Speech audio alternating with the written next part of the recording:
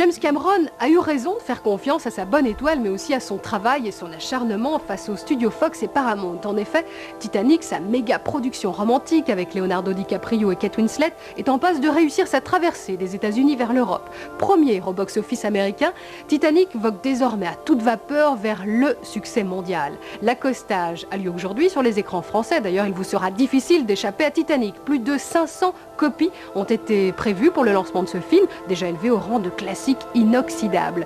Rencontre tout de suite avec un vieux loup de mer et son jeune lieutenant de vaisseau par Christine Masson. I grew up within hearing distance of the falls, so I went to sleep year after year with this thundering water. Well, but I'm 80% water, you're 80% water, what's not to love about water? James Cameron connaît l'aventure du Titanic depuis son enfance, celle de ce paquebot le plus flamboyant du début du siècle, qui le 11 avril 1912 quitte le port irlandais de Queenstown pour atteindre New York. 4 jours plus tard, il croise un iceberg et sombre dans les profondeurs de l'Atlantique. Bilan 1500 disparus sur 2200 passagers. Cet événement a inspiré à Cameron une histoire d'amour épique entre une aristocrate américaine, Kate Winslet, et un aventurier, Leonardo DiCaprio. À aventure exceptionnelle, tournage exceptionnel. Le metteur en scène James Cameron est allé jusqu'au bout de son rêve. Il a même filmé la véritable épave du paquebot qui ouvre ce film.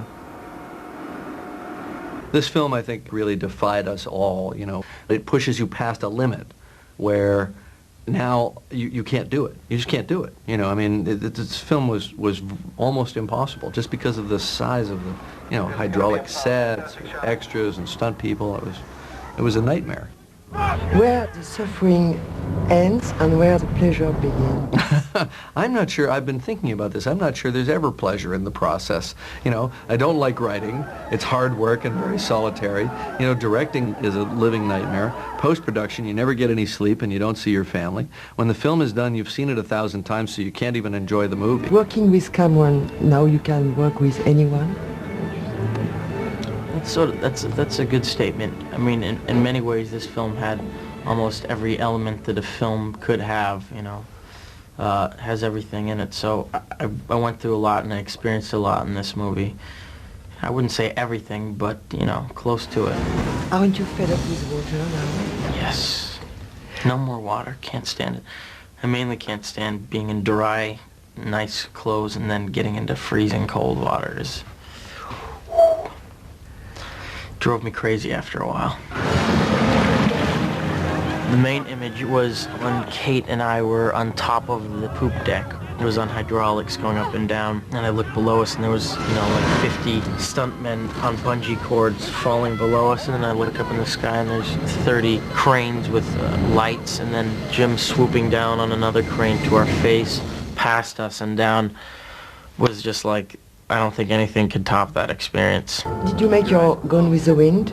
It was a goal to do an epic love story in the style of films like Gone with the Wind, which is an archaic cinematic form. Actually, the filmmaker that I admire is David Lean, and I'm not trying to compare myself to him because obviously he's the master, but you have to have people that you admire and want to emulate. And what he always did was he would do the big canvas, but he also observed the microcosm, the small, intimate moments of human behavior. Cameron said shooting is like a war. Is he a soldier? Oh, he's the general, if anything. He's, you know, he definitely took command of the situation. If people weren't in focus all the time, he would let you know right away. I mean, and that just comes from his undying passion for making films. You've got to be right there with him, otherwise he'll let you know. If you have 1 hour to live, just 1 hour, like on the Titanic, how would you use it? Get on one of the lifeboats. I wouldn't accept it. I'd be fighting. I'd be fighting to the end. I'd be trying to buy more time.